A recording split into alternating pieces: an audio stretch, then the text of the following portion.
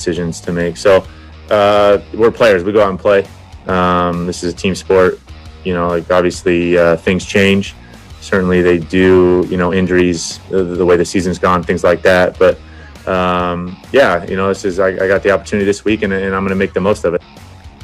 All right, last week it was Tua versus Kyler, with Tua's Dolphins meeting Murray's Cardinals, beating them. This week, Miami hosting the Chargers, so let's make it Tua versus Justin Herbert. Why not? Both rookies. Tua drafted 5th overall, Justin 6th. Both began the season as backups. Now they're facing off Sunday afternoon at Hard Rock Stadium in South Florida. Both quarterbacks spoke today.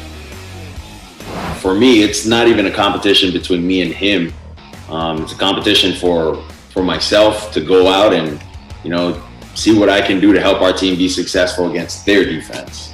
And I'm pretty sure it's the same for Justin as well. Yeah, Tua's been a really great guy to watch. It's been fun to watch, and he's had so much success over the past couple of years that it's been great to watch him and all the things he's done. So really looking forward to playing against him this week and saying hi.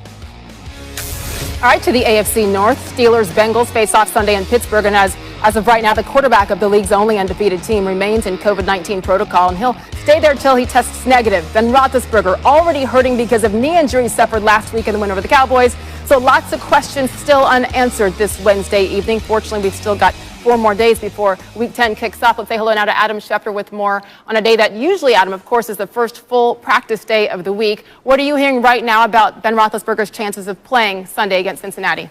Sage, that's the great question of the week, whether he'll be eligible to come off the reserve COVID list this weekend and whether he makes it to that game on Sunday. And the truth is nobody knows, not even the Pittsburgh Steelers, whether that will be possible because he was in close contact to the Steelers tight end Vance McDonald, who tested positive. He was on the sideline with him. He was on the team plane with him.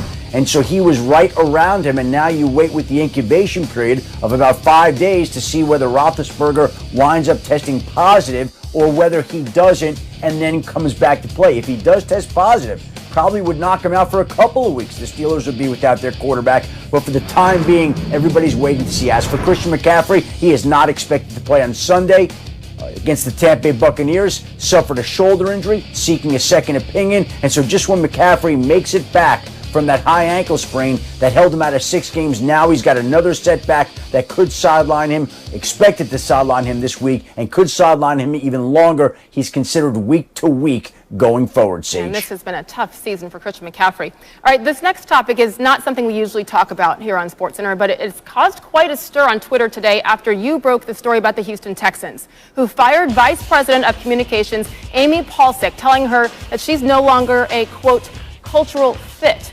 According to sources, cultural fit within the team. Palcic was the first and only woman to have full public relations responsibilities for an NFL team. She and her team, her PR team, were also the winner of the 2017 Roselle Award for the best PR staff. It's a highly coveted award.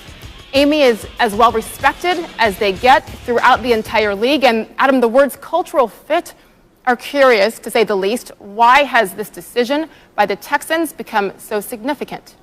Because Amy Palcic was so popular and so respected, chiefly amongst her team, the players. We remember Deshaun Watson signing the contract and there being a great press conference that was set up on Zoom where she coordinated having his family on a Zoom call to celebrate his big new contract with him. That was Amy Palcic. We remember J.J. Watt going out to the community there on hurricane relief efforts. That was Amy Palcic helping to set that up. She was immensely popular amongst the players there. They're not happy that she was let go. She was immensely popular in the league, as we saw from the reaction on social media. And a short time ago, the Texans president, Jamie Roots, did send me an email, and I'll read to you, Sage. It says, "It was definitely my call. I gave her the role a number of years ago and felt the need to make a change. Leadership is lonely, and sometimes you have to make decisions and moves that impact people that you care about deeply." Amy Palcic, I would imagine, will not be unemployed very long. For sure. Again, the words cultural fit are what I think a lot of people want to know a little bit more about. Maybe that will come out. You mentioned J.J. Watt, Adam, and J.J. Watt tweeted something specifically about Amy. Again, this decision resonates deeply for many people. Those of us who have known Amy for a long time, we know she will indeed be okay. Meantime, the Texans host the Patriots this Sunday with a lot of controversy on their hands. Adam, thank you. Thank you, Sage. Well, the NBA draft is just a week away with so many questions as there's no clear-cut consensus choice at the top. Here's what we know. The Timberwolves have the #1 pick, and the best of the Ball brothers will be a headliner. We could hear LaMelo's name called first in the NBA's first ever virtual draft. Most certainly a different feel for all the prospects. No matter if I walk across the stage, no matter if it's on camera, no matter what the draft is, I'm going to be excited. It's going to still be a dream come true. I treat it as if I'm walking across the stage because my name's still getting called. Going to a team that's going to work on me and develop me to be a great player is where I want to go. Like whether that's one or at the bottom. I think the biggest thing I expect just to go in there and work every day. Go in there and, prove myself again. Work my ranks up through the NBA and, have a great team, great system. The quick turnaround after the draft, at least for me, isn't too much of a big deal. I'm ready to play basketball. I haven't played basketball since January. So I'm just ready to go. Couldn't finish the college basketball season, so there's no real buzz right now, but this guy's going to bring an NBA draft analyst. Mike Schmidt's joining us now. So the Timberwolves are on the clock here. What do you expect them to do with that number 1 pick next Wednesday?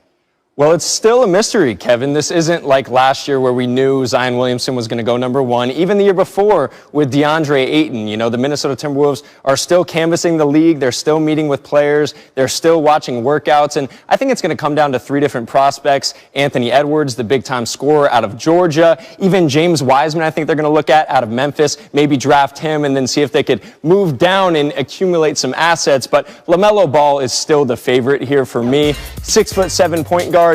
Highly creative, played just the 12 games out in Australia, but he has a star power about him that's really, really hard to teach. His vision is incredible. He has touch from all over the floor. So we're going to learn more as we continue to move forward over the course of the next week, but he would still be my favorite. You mentioned James Wiseman, the big man from Memphis, and the Warriors sit there at number 2, and with a healthy Steph Curry, a healthy Klay Thompson, Draymond Green right there. Oh, let's bring in a guy like this. Why would he fit this team so well? I would view him like a Lob City version of DeAndre Jordan. Remember, with Chris Paul, with Blake Griffin, a guy who can play off of those stars and catch lobs, protect the rim, run the floor, keep it really simple because physically this guy is the most impressive prospect in the draft. I mean, he's close to 7'1", 7'5" wingspan, 9'6" standing reach. I mean, that's just ridiculous. Close to Rudy Gobert in terms of his length there as a standing reach. So I think that they really like what he can bring to the table, both in the short term, and he's someone that you could groom to be a cornerstone of the future. Not fair. It's not fair when you look at the Warriors sitting there at number 2, potentially bringing in a guy like Wiseman. Much more from Mike coming up. Top of the hour, we have a mock draft special here on ESPN. Thank you. Thanks, Kevin. Coming up on the eve of the first round of the Masters that's on ESPN. Stand